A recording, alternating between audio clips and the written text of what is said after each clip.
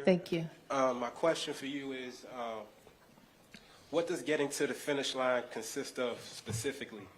You know, what is your strategy in the final year of your mayoralty as far as getting us to the finish line, if you wouldn't mind just specifying on that?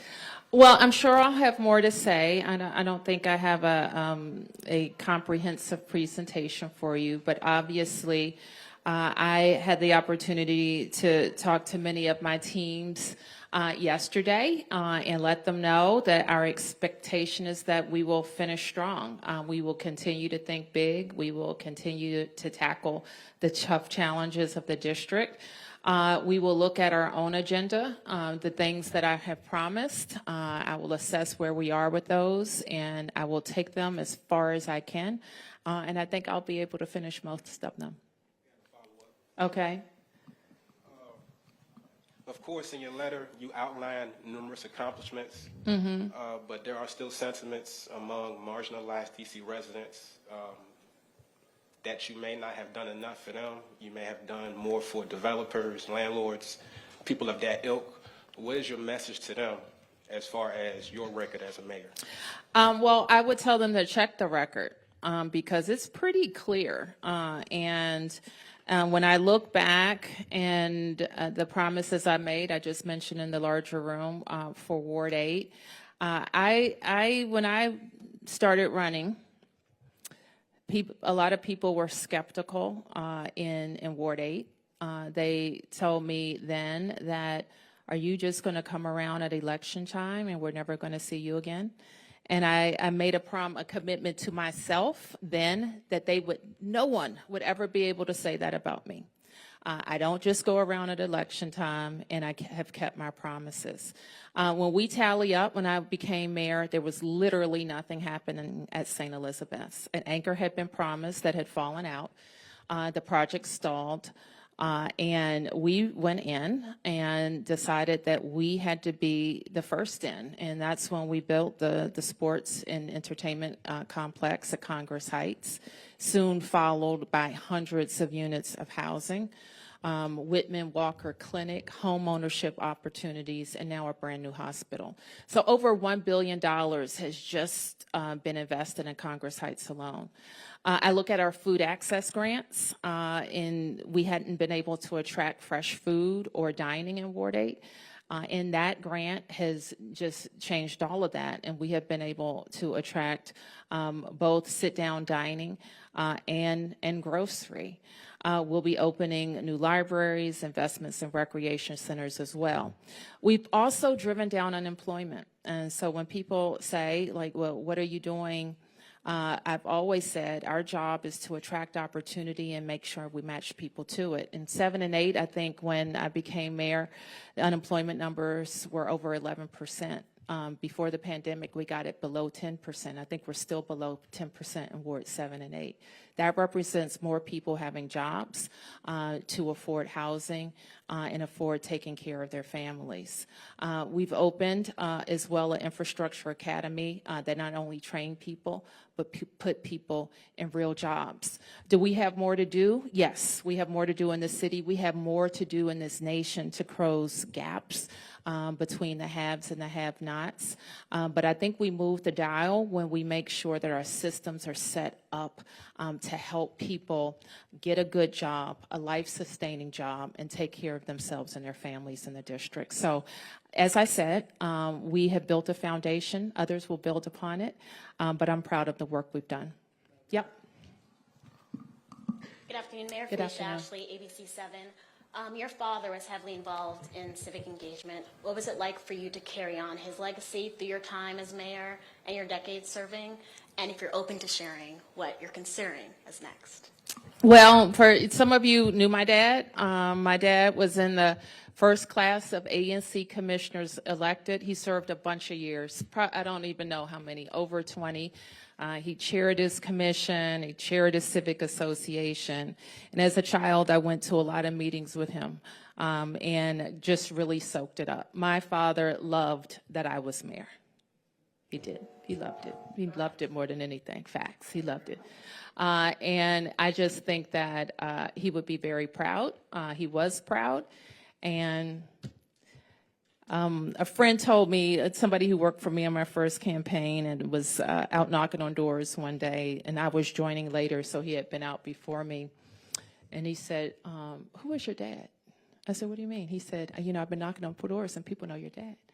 And I said, yeah. So I told him my dad was, and he said, he left a good name for you out here. So that's what I live up to. Yeah. CNN. Would you be able to tell us to what extent President Trump's law enforcement surge over this past summer might have impacted your decision not to run again? It didn't. Is there anything about that situation, looking back, that you feel you could have handled differently?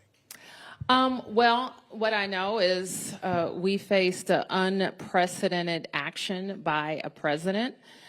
We laid out a way to get out of it, and we got out of it. Yep. Thank you, Mayor. Gary Grumbach with NBC News. You've mentioned that you've never lost an election. Do you have any interest in running for elected office again, or does your time in elected office end when this job ends? I think 20 years is a long time to get elected. I've won a bunch of elections. So not only, you know, probably people can say they've never lost an election, but I've run a bunch of them. So I had 2 campaigns as an ANC commissioner, unchallenged. What do you call it when nobody runs against you? Unopposed. Those were good campaigns. And I consider all of my elections since then to be tough ones. And I have had the strategy that I learned from my mentor, Adrian Fenty, to knock on every door, start early, and ask people, and share your vision with people. And so, what was the end of that question? We won't see you on any elected office ever again? I have the best job in Washington. I'm the mayor of my hometown, so I'll leave it at that. Now, if we become a state, maybe I'll come back and run for governor. When we become a state. Yes. Mayor Bowser. Janae Delaxios. So you made this announcement that a lot of people are waiting. Do you feel at peace? How do you feel today? I feel fantastic. Listen, it's hard to walk away from it, and I think I mentioned this, from a job that you love. People have afforded me 12 years, and that's been good for us, but I think it's been good for the city to have some continuity and leadership across really complicated issues. Where's Rachel? Rachel Pierre is here. Her predecessor served for 10 years at DHS. I think that's unprecedented in DC government. And Rachel was there for a good part of that time, if not the whole time. And so now that continuity of a leadership is going to allow us to continue to push down rates of family homelessness and continue programs that we started and finished. The benefit of a long tenure is that there are things that you can start and finish. And I think we have been able to do that in a lot of cases. A lot of people will remember you for your sports accomplishments. Yes. Is there anything, is that your legacy, or are there other things you would also put as high as RFK Stadium and the downtown sports? It's hard for me to rank things, and I think people's memories can be short, so they'll pick a few things, but I think I'll be remembered for a lot of aspects of my kind of mayoral personality. And, you know, I know that includes being a sports mayor. I hope people will remember us for our housing efforts, because I really do think they're unprecedented, building or helping to produce 36,000 units in less than 5 years. I think people regard me as a mayor concerned about fiscal responsibility and being a good steward of the government's money. I think people will regard me as a mayor who can get deals done on both sides of the aisle, and I think all of those things are true. I think that being a sports mayor in the sports capital, we didn't start off that way, and by 2030, we'll have every professional team, including our women's teams, in the boundaries of the District of Columbia. So I think that cements us as the sports capital. Yeah. Okay, I think we're coming here. Okay. Thank you. Alex Coma, WAMU. You won't be on the ballot next year, but for the people that are, they're wondering whether ranked choice voting will be in effect. I know Councilmember Felder has introduced a bill that would order a needs assessment, maybe delay this out from the primary. Do you think that's a good idea? Would you support a ranked choice voting delay? I don't know that I have a say in a ranked choice voting delay. It was an initiative that I did not support. And I think the Board of Elections is independent from my office, and they have, I have to tell you, I didn't get a chance to hear the testimony, so I'll have to get caught up on where the board stands. And if the council, I would talk to council members to see where they are with that. I think it's a big thing to deliver by June, especially given the state of play.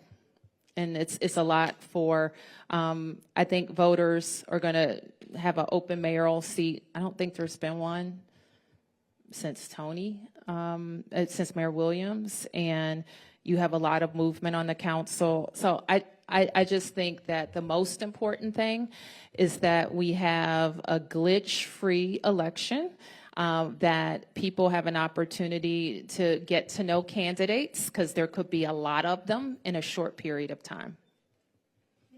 Yes. Hi, Kate. Well, given the unique structure of the district and this current administration, what would be your advice to your successor on threading that needle of advocating for the people of D.C. and dealing with what you have to deal with both in the White House and on Capitol Hill?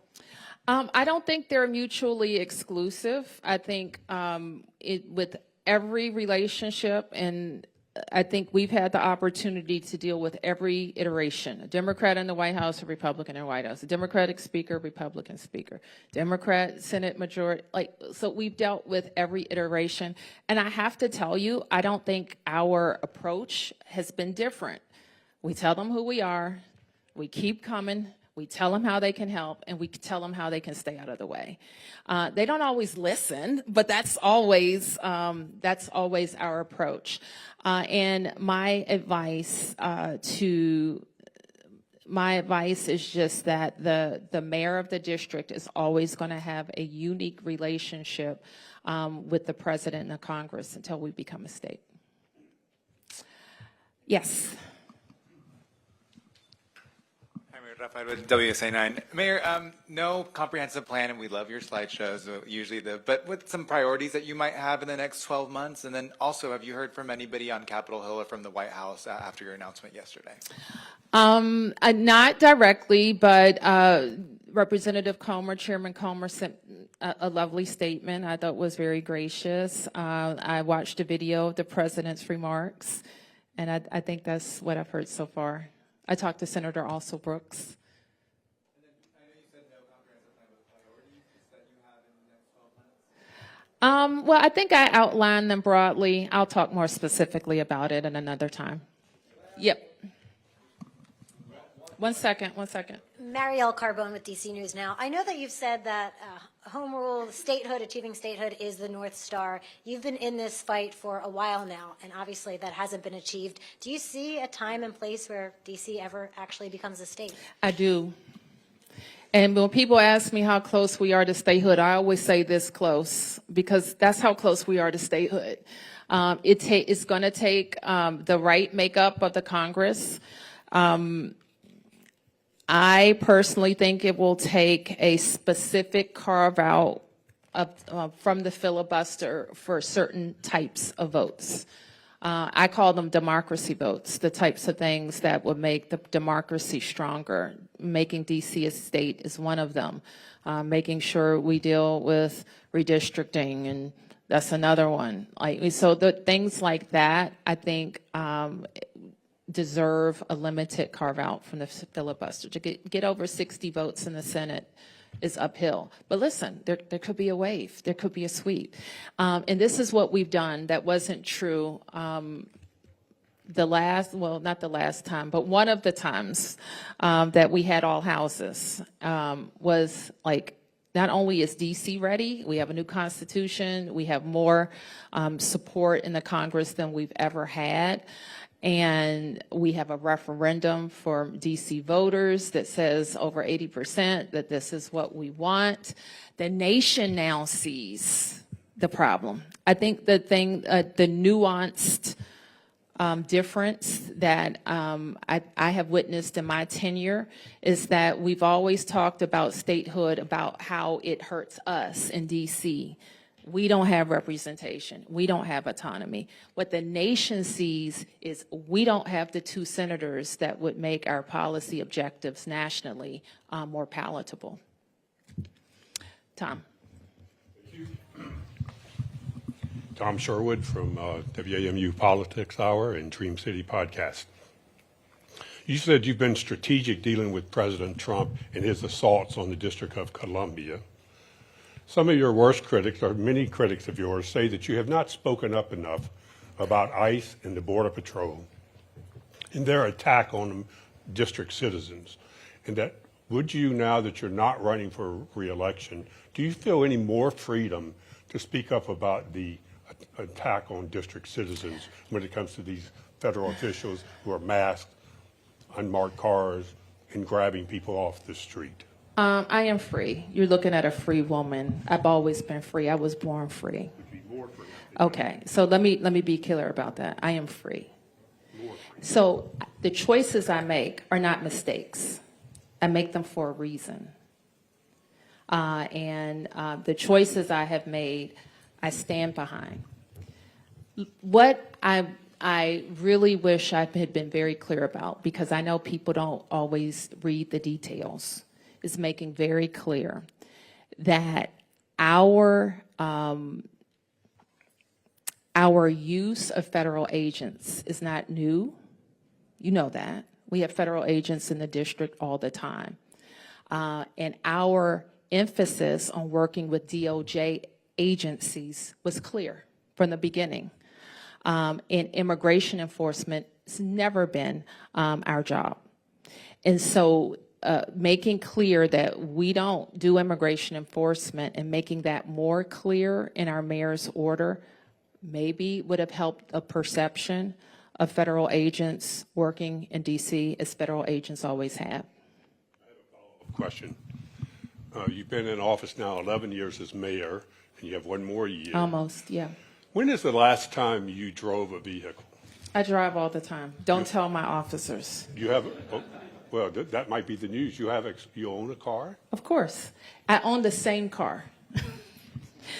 So I have a 2010 that I bought in 2009, and I plan to have it another 10 years. No. Yes, no, but I have a car. I can drive. Yes. Mayor Bowser, thank you for doing this. Nicole Scango with CBS News. You still have over a year to go, but what do you plan to do when you leave office in January 2027? And what are you most looking forward to doing when you're out of office? And will you endorse a candidate to succeed you? I will explore many wonderful opportunities, I'm sure. That's the answer to your first question. What was the second question?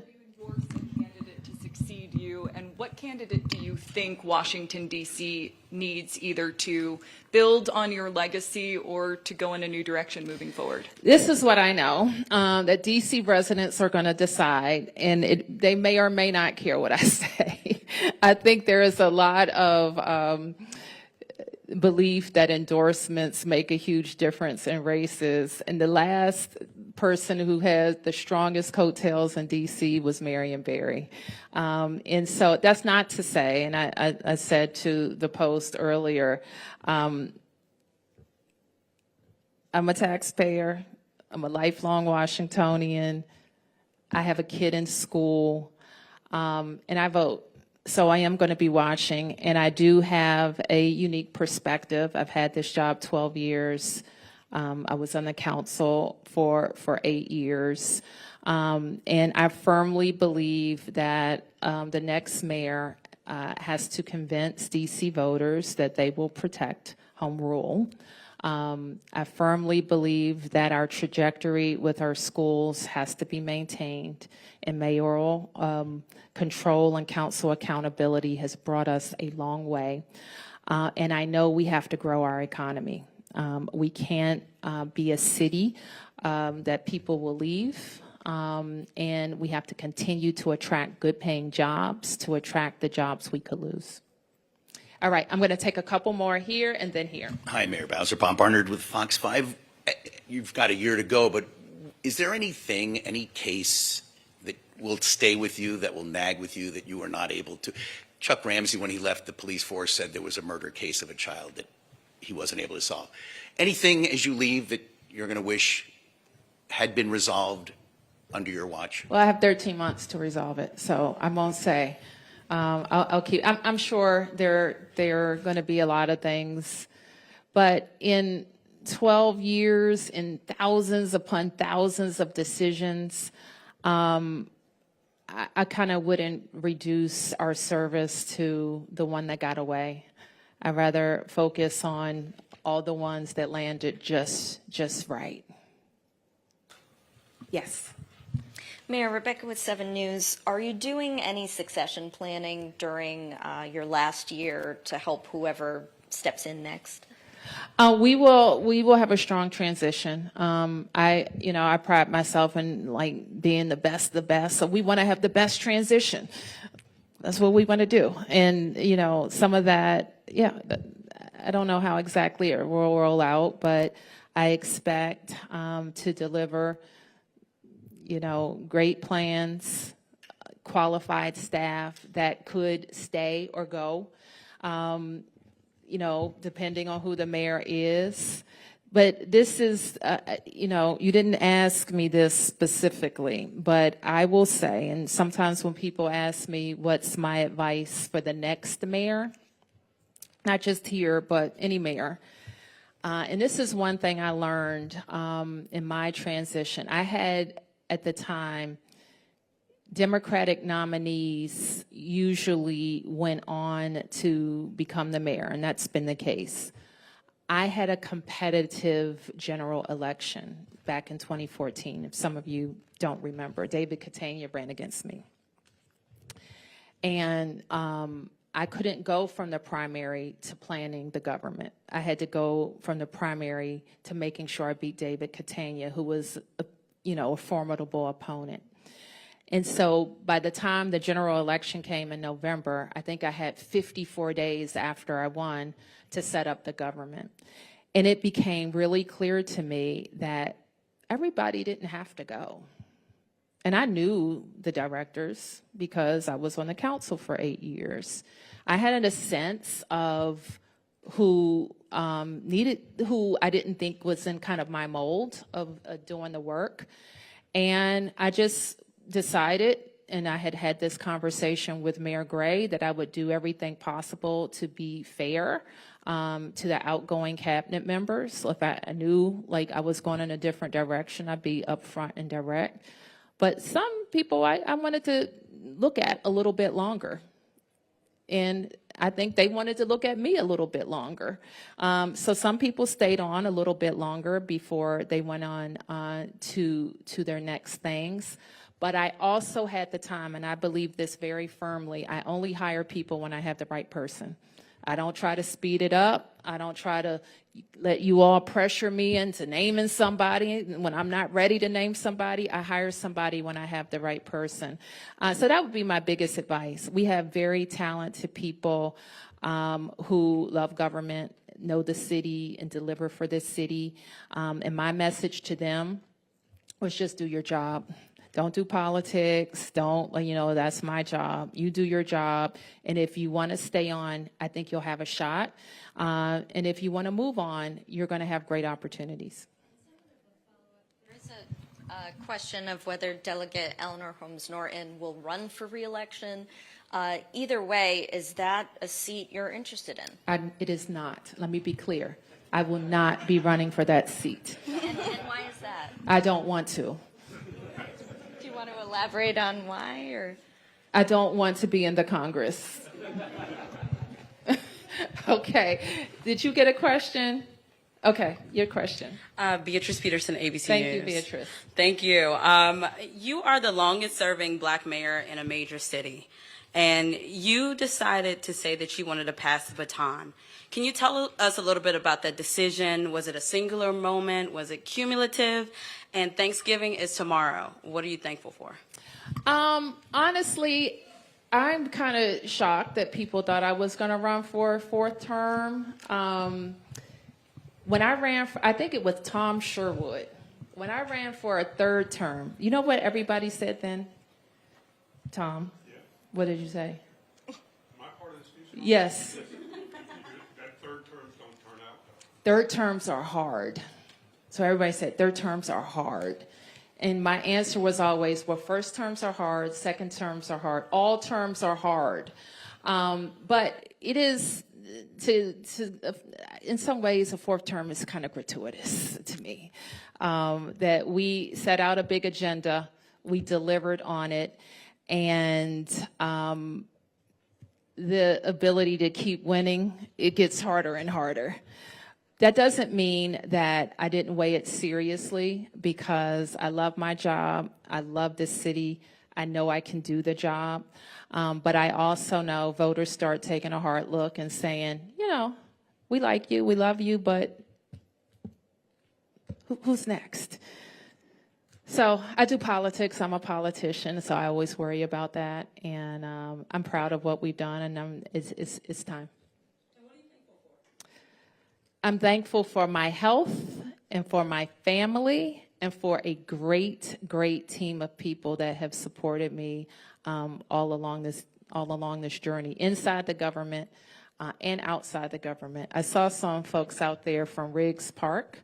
I told you about my unopposed elections, but it was the people of Riggs Park who trusted me and believed in me first. When they allowed me to be ANC commissioner, and then the people of Ward 4, and then the people across all 8 wards. I'm grateful. Martin, I think you're going, Jenny, then we're going to wrap up. Thanks, Mayor. Martin Ostermuel from the 51st. So you mentioned that you've been in DC politics for 20 years at every level that the DC government has to offer, short of the State Board of Education, I suppose.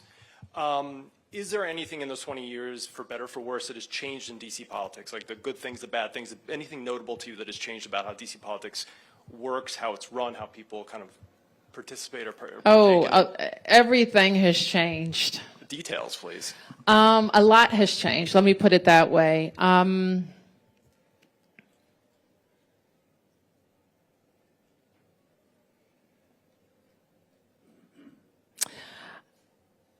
I mean, I think kind of the campaign nitty-gritty has changed from, I don't know, there have probably been 10 different fundraising changes in the time that I've been campaigning, at least. There's public elections, public financed elections, which I think you're seeing a lot of people get in races. I think, you know, there should be some analysis about that. It's good when everybody runs. It's not good when people take public money and drop out or don't get enough petitions or collude with each other. So I think some of that we need to take a look at. I think that there is, I think the party structure is a little bit different than it was when I started running. And I think if ranked choice voting emerges, it'll be a huge difference in how voices, I think, are counted in the city. I think some voices will be diluted. Thank you, Mayor. Jenny Gathert from the Washington Post. Just 2 quick questions. RFK is obviously a legacy achievement for you, but it won't be implemented by the time you're out of office. It'll still be sort of the nitty-gritty details of getting that actually done will be passed off to the next administration too.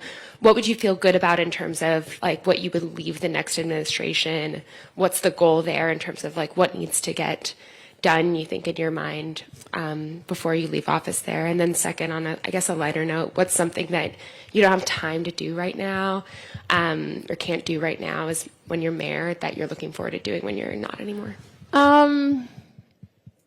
I think that we will have a schedule in place that makes RFK unassailable. That's my plan.